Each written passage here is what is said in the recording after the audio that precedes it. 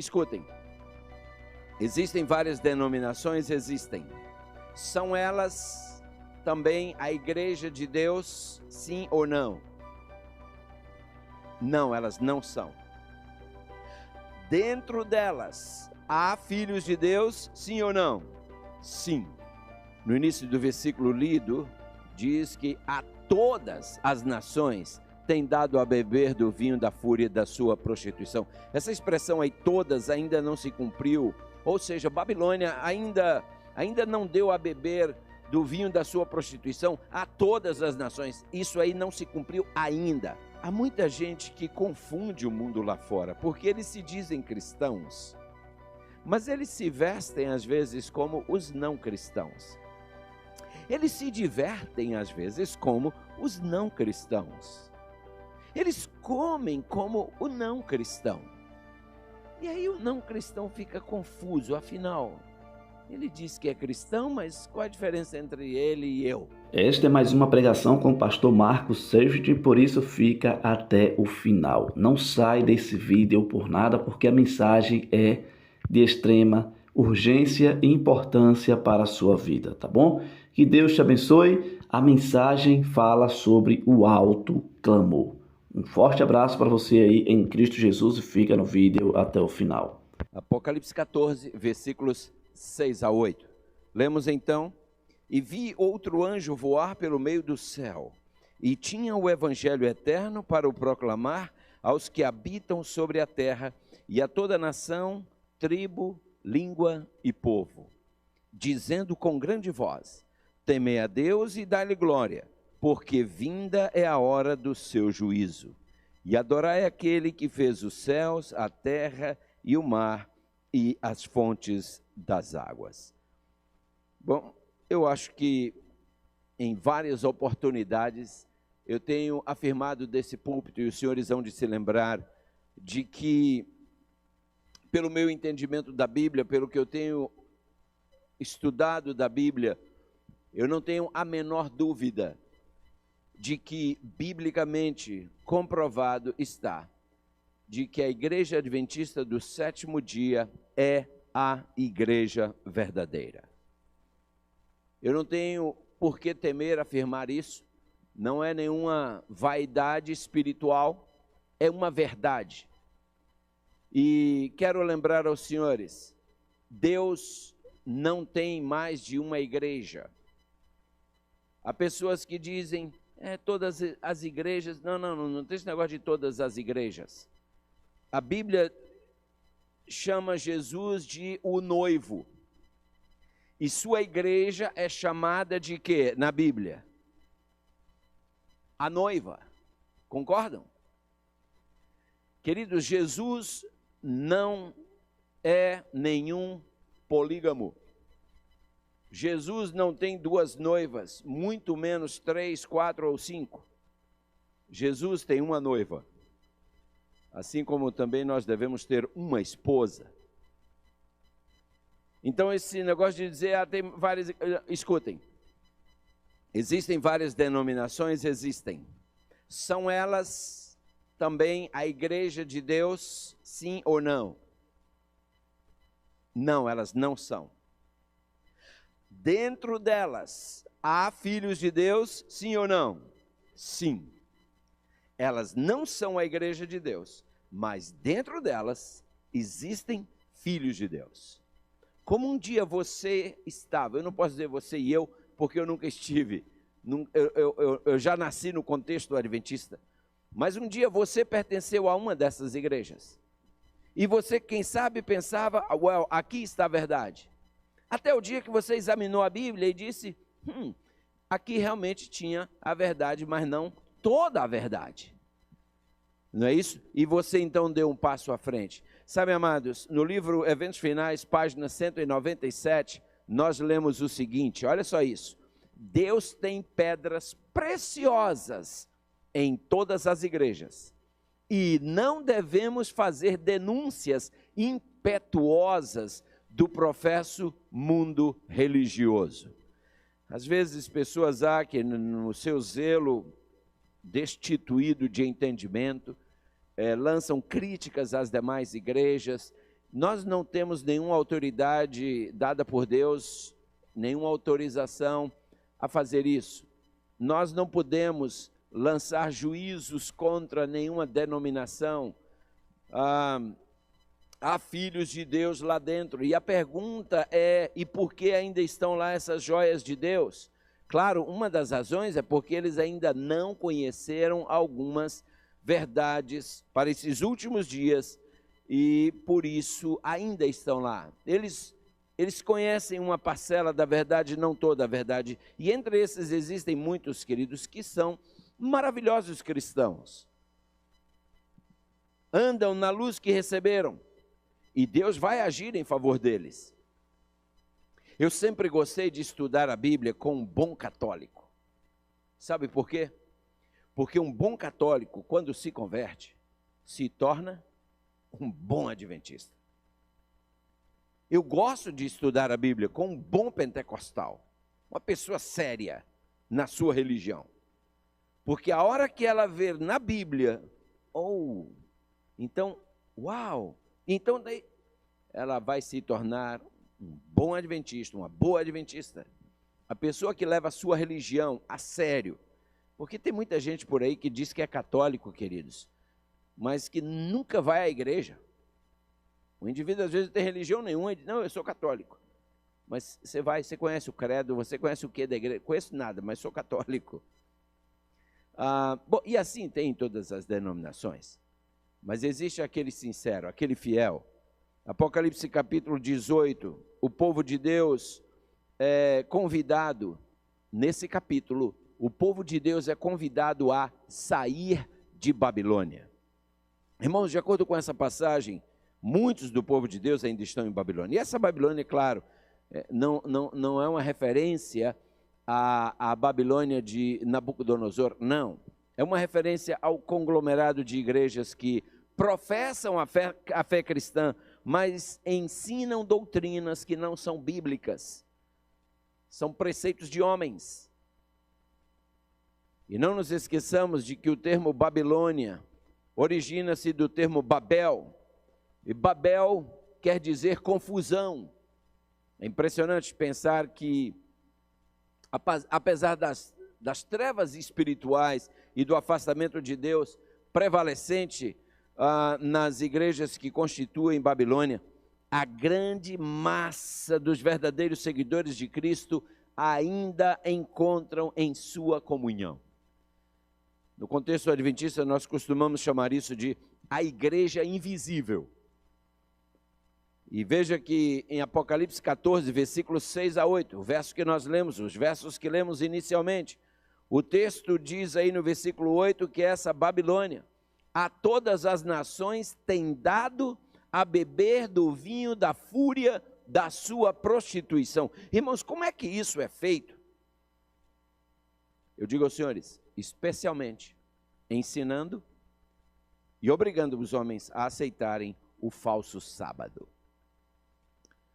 No início do versículo lido, diz que a todas as nações tem dado a beber do vinho da fúria da sua prostituição. Essa expressão aí, todas, ainda não se cumpriu, ou seja, Babilônia ainda não deu a beber do vinho da sua prostituição a todas as nações. Isso aí não se cumpriu ainda, mas é uma questão de tempo e estará se cumprindo. Portanto, a queda de Babilônia só vai se completar quando essa condição for atingida. Isso vai acontecer quando a união da igreja com o Estado tiver se consumado em toda a cristandade. Quando a igreja se unir com o mundo. Irmãos, a mudança é gradual, portanto, o cumprimento total de Apocalipse 14, versículo 8, ainda está no futuro. Quando nós lemos Apocalipse capítulo 18, versículos 2 a 5, e eu te convido a ler comigo, veja só o que diz aqui. Apocalipse 18, versículos 2 até o versículo 5 diz: e clamou fortemente com grande voz, dizendo: caiu, caiu a grande Babilônia, e se tornou morada de demônios, e abrigo de todo espírito imundo, e refúgio de toda ave imunda, e aborrecível. E diz na sequência, no versículo 3, porque todas as nações beberam do vinho da ira da sua prostituição, os reis da terra se prostituíram com ela, e os mercadores da terra se enriqueceram com a abundância das suas delícias. E ouvi uma voz do céu que dizia: sai dela, povo meu, para que não sejas participante dos seus pecados, para que não incorras nas suas pragas. E o versículo 5 diz: porque já os seus pecados se acumularam até o céu, e Deus se lembrou das iniquidades dela. Irmãos, vejam que o versículo 5 diz que os seus pecados se acumularam até o céu. Quando é que isso vai acontecer, irmãos? É nosso entendimento, irmãos, que isso acontecerá quando a lei de Deus for finalmente, definitivamente pisoteada e invalidada por um decreto legal, oficial e global. Deus deu às mensagens de Apocalipse 14 o seu devido lugar na sequência profética, e claro, a sua obra não deve terminar antes do fim da história desse mundo. Apocalipse 18 indica o tempo em que, como resultado da rejeição da mensagem de Apocalipse 14, 6 até o versículo 12, a igreja terá atingido completamente a condição predita pelo segundo anjo, e o povo de Deus, que ainda estiver lá em Babilônia, será chamado a apartar-se da sua comunhão. Apocalipse 18, irmãos, se nós lermos dos versos 1 até 4, a gente vê que aí indica o tempo em que o anúncio da queda de Babilônia, assim como havia sido feito pelo segundo anjo, em Apocalipse 14, 8, deve repetir-se com a menção adicional das corrupções que tem estado a se introduzir nas várias organizações que se constituem em Babilônia, desde que essa mensagem foi dada pela primeira vez, desde que ela foi proclamada no verão de 1844. Os pecados de Babilônia, irmãos, serão finalmente revelados. Os pecados de Babilônia finalmente virão à tona. Olha só o que lemos no Eventos Finais, página 190. Ali diz: os terríveis resultados da imposição das observâncias da igreja pela autoridade civil, as incursões do espiritismo, os furtivos, mas rápidos progressos do poder papal, tudo será desmascarado por meio desses solenes avisos. O povo de Deus será comovido. Milhares de milhares que nunca ouviram palavras como essas, escutá-las-ão. E agora vejam o que vem na página seguinte, irmãos. A página, logo virando a página, diz: a última mensagem de graça a ser dada ao mundo é uma revelação do caráter do amor divino. Os filhos de Deus devem manifestar sua glória, revelarão em sua vida e caráter o que a graça de Deus por eles tem feito. Irmãos, a pergunta que eu faço é: estamos nós revelando a vida e o caráter de Deus, irmãos? Ou em nossas vidas estamos nós refletindo o que a graça de Deus tem feito em nós? O que é que tem mudado em nossas vidas? Porque, sabe, lamentavelmente, há muita gente que confunde o mundo lá fora, porque eles se dizem cristãos, mas eles se vestem às vezes como os não cristãos. Eles se divertem às vezes como os não cristãos. Eles comem como o não cristão. E aí o não cristão fica confuso, afinal, ele diz que é cristão, mas qual a diferença? Irmãos, é-nos assegurado pela inspiração divina que, à medida em que se aproxima o tempo do fim, os testemunhos dos servos de Deus vão se tornar mais e mais decisivos e poderosos. Se você ler comigo Apocalipse capítulo 14, dos versículos 9 até o versículo 12, você verá o seguinte. Apocalipse 14, versículo 9 diz: e os seguiu o terceiro anjo, dizendo com grande voz: se alguém adorar a besta e a sua imagem, e receber o sinal na testa ou na mão, também o tal beberá do vinho da ira de Deus, que se deitou, não misturado, no cálice da sua ira, e será atormentado com fogo e enxofre diante dos santos anjos e diante do Cordeiro. Versículo 11. E a fumaça do seu tormento sobe para todo sempre, e não tem repouso nem de dia nem de noite, os que adoram a besta e a sua imagem, e aquele que receber o sinal do seu nome. E agora vem o verso 12, aqui está a paciência dos santos, aqui estão os que guardam os mandamentos de Deus e a fé em Jesus. Notem, irmãos, que essa mensagem, ela abrange as duas mensagens que vêm antes, ou seja, as duas mensagens precedentes. Ela é representada no verso 9 como sendo uma mensagem apresentada em alta voz. É isso que nós chamamos de o alto clamor. Inclusive, quero lembrar que o departamento de oração dessa igreja está promovendo uma vigília. Amém? Não demora, nós teremos aqui uma vigília, o clamor da meia-noite. Ou algo assim, é o nome que estão dando a esta vigília. No livro, no comentário bíblico adventista, o Seventh-day Adventist Bible Commentary, volume 7, página 980, a gente lê ali que esse alto clamor indica uma mensagem que estará sendo apresentada com o poder do Espírito Santo. Proclamar essa mensagem em alta voz, proclamá-la com o poder do Espírito Santo. Não é apenas aumentar o volume da voz e gritar, não. E quando a gente lê a página 201 do livro Eventos Finais, olha o que a gente encontra ali. Ali diz assim, quando a terceira mensagem se avolumar num alto clamor, grande poder e glória acompanharão a sua proclamação. Os semblantes do povo de Deus resplandecerão com a luz do céu. Olha que coisa extraordinária, irmãos.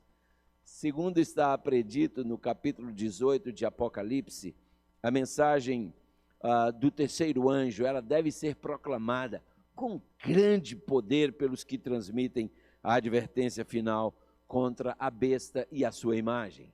Inclusive, quando a gente lê a página 204 dos Eventos Finais, ali fala assim, é com intenso anseio que aguarda o tempo em que os acontecimentos do dia de Pentecostes se repitam com maior poder do que naquela ocasião. João diz, vi descer do céu outro anjo que tinha grande autoridade, e a terra se iluminou com a sua glória. Apocalipse 18, verso 1. Então, ela segue dizendo, como no Pentecostes, cada pessoa ouvirá a verdade ser-lhe proferida em sua própria língua. Meus amados, o dom de línguas se repetirá com poder ainda maior, com abrangência ainda maior, para a proclamação final do Evangelho. Eu achei que esse pensamento era solene demais para ficar fora, e nós lemos ainda a página 204. A grande obra do Evangelho não deverá encerrar-se com menor manifestação do poder de Deus do que a que assinalou o seu início. As profecias que se cumpriram no derramamento da chuva temporã, claro, lá no início do Evangelho, devem novamente cumprir-se na chuva serôdia no final do mesmo. Irmãos, a chuva serôdia será muito maior do que foi a chuva temporã. O que aconteceu no Pentecostes nos encanta cada vez que nós lemos Atos capítulo 2. Mas a promessa de Deus, promessa esta, fiel e verdadeira, é de que, no final, o que vai acontecer será ainda maior. Amém? E você e eu podemos e devemos nos fazer disponíveis para que os anjos não tenham que esperar ainda muito tempo para que isso tudo aconteça. O Espírito Santo está ansioso, irmãos, para ser derramado. Deus está mais disposto a conceder o seu Espírito Santo aos seus filhos do que nós estamos dispostos a dar boas dádivas aos nossos filhos. Por que o Espírito ainda não foi derramado, irmãos? Porque a igreja ainda não está preparada para recebê-lo. A igreja apostólica teve seus momentos de preparação. Jesus falou com eles: não se ausentem de Jerusalém, fiquem aí até que do alto recebam poder. Nós também teremos que limpar a casa, teremos que preparar o vaso para que o Espírito Santo possa ser derramado sem deixar de ser santo. Irmãos, em breve um grande movimento de reforma será visto entre nós. Na medida em que nos fizermos disponíveis ao Espírito Santo, na medida, irmãos, em que houver entre nós fervorosas orações intercessórias, assim como aconteceu antes do Pentecostes, nós veremos grandiosas coisas acontecerem em nosso meio. Veremos enfermos, inclusive, sendo curados miraculosamente. Nós iremos ver, irmãos, outros grandes milagres sendo operados entre nós. A página 203 do livro Eventos Finais, lemos assim: servos de Deus com o rosto iluminado e a resplandecer de santa consagração, apressar-se-ão de um lugar para outro para proclamar a mensagem do céu. Por milhares de vozes em toda a extensão da terra será dada a advertência. Operar-se-ão prodígios, os doentes serão curados e sinais e maravilhas seguirão aos crentes. Irmãos, que coisa fantástica! Mas é tão fantástico que eu ainda segui lendo e diz assim: permiti-me dizer-vos que o Senhor trabalhará nessa última obra de modo muito fora do comum, muito fora da comum ordem de coisas, e de um modo que será contrário a qualquer planejamento humano. Haverá entre nós os que sempre desejarão dominar a obra de Deus para ditar até que movimentos se farão quando a obra avançar sob a direção do anjo que se une ao terceiro anjo na mensagem a ser dada ao mundo. Deus usará maneiras e meios pelos quais se verá que ele está tomando as rédeas em suas próprias mãos. Surpreender-se-ão os obreiros com os meios simples que ele usará para efetuar e aperfeiçoar sua obra de justiça. Irmãos amados, em breve haverá um avivamento que vai surpreender a todos. Só lembrando que o link da mensagem e do canal está aqui na descrição para que você possa acompanhar também não só as mensagens, mas também o canal, tá bom? Então se inscreve aqui no canal, deixa o teu like, deixa o teu comentário, deixa o teu gostei no vídeo e compartilha para que mais pessoas possam ter acesso a esta mensagem. Que Deus te abençoe.